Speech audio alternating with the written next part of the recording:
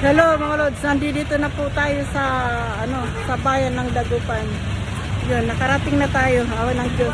Pero ang nadatnan natin, tingnan nyo mga lods, ang aming highway. Ito ang nangyayari dito sa Dagupan, sa Ganapan, dahil nga sa high tide. Tingnan nyo mga lods. So hindi ako makakatawid papunta roon. Maghahagdanan tayo mga lods. Maghahagdanan tayo mga lods. Oh. Para tayo makatawid sa kabilang kalsada.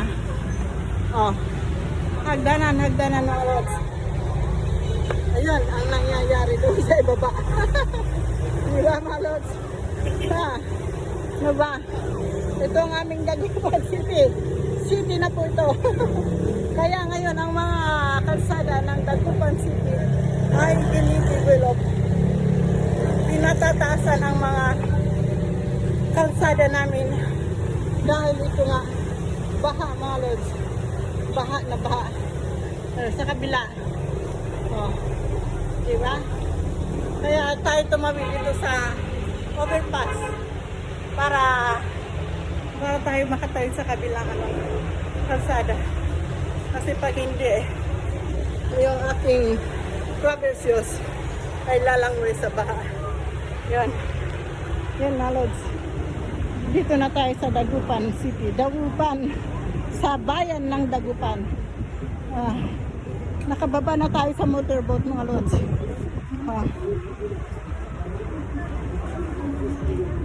Imbis na malapit lang ang aking pupuntahan dahil walking distance lang. Kaya kailangan tayong tumawid. Hindi tayo pwede doon. So dito tayo dadaan mga lods. Diba? Mag-ano tayo sa Baratillo. Napasok natin ang Baratillo mga lods. Baratillo. Ang dating 160, 150 na lang daw. Bumagsak ba ang 10 pesos? Hindi pa. Mahal pa rin yun. So, sige. Pasok tayo sa mga Baratillo para tayo hindi mabasa ang ating ating sapatos. 150 na lang, 150. Wala ka tagal na nitong Baratillo na to dito. Kailan pa kaya hindi rin lang nakatili. Kaya sila alis. Sandals natin dating 250, wala nang 250 ka pa yun. Dalawa 180 na lang, dalawa 180 na ka pa yan. Ingay doon. Hindi ako marinig mga lods. So, dito tayo dadaan. Oh. Dito tayo dadaan mga lods. Ano kaya kung sumakay na lang ako ng jeep papuntang SM. Kasi doon sa SM meron din tayong pagtitingnan ng aking pakay talaga kung saan ako pupunta. Mamili mo na kayo ng dragon fruits mga lods. Mga prutas. Dito na may mga ricado mga lods. Oh. Mamili kayo. Gusto nyo manok? Ano ba ito? Napasukan ko na naman. Pero hindi kayo magsisisi dahil ang ganda ng mga naririto. Oh. Oh, santol. Santol 20 ang kalahati mga lods. May mga prutas. Oh. Pero naman karne. Sagtabi-tabi na sila. May mga isda mga lods. Oh. Yan, sa patiro. Oh. Iba-ibang klase sa musaring mati na paninda. Sana ba ang aking lilip? Walang kapag warang daldalan. Ganto daw ang vlogger. Daldal lang daldal. Okay, mag-sasawa sa kapakikinig na aking daldal. Masaya lang. Masaya lang. Happy vibes lang mga lods. Nandito pa rin tayo sa daan mga lods. Yan. Hahanapin natin talaga yung daan na papunta doon sa aking pakay. Ayun, sasakay ata ko ng jeep. At doon mag-stay muna sa SM. Kasi talagang matagal pa hupay ng baha. Kaya kailangan mga alas 12 alaon na daw ata. Kaya punta muna ako doon sa aking pakay. Kalasyaw? Ano ba? Dito ba ang kalasyaw? May dumadaan bang bunungan dito? Bunuan.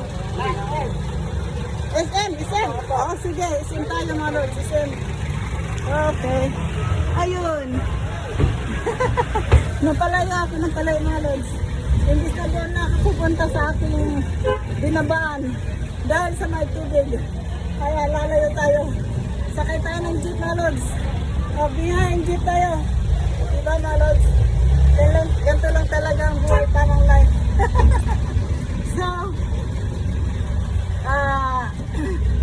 bariti po dito ng aming lugar sa may ang tawag dito sa Mura or Magsaysay.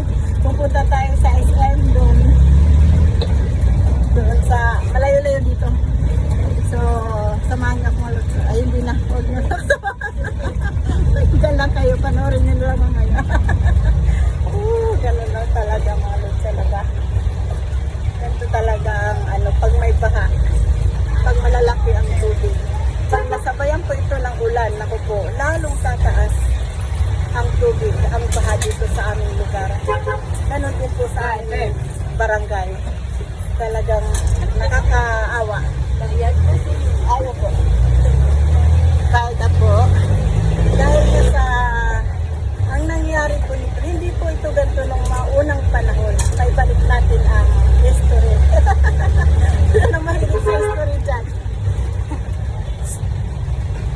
Yung history daw nito dahil sa wala pa yung mga palaisdaan, at saka yung tinatawag na pagkain ng bangus ay kids, tinapay pa lang ang pagkain noon. Kaya ang ilog noon ay napakalinaw, napakaraming mga isda.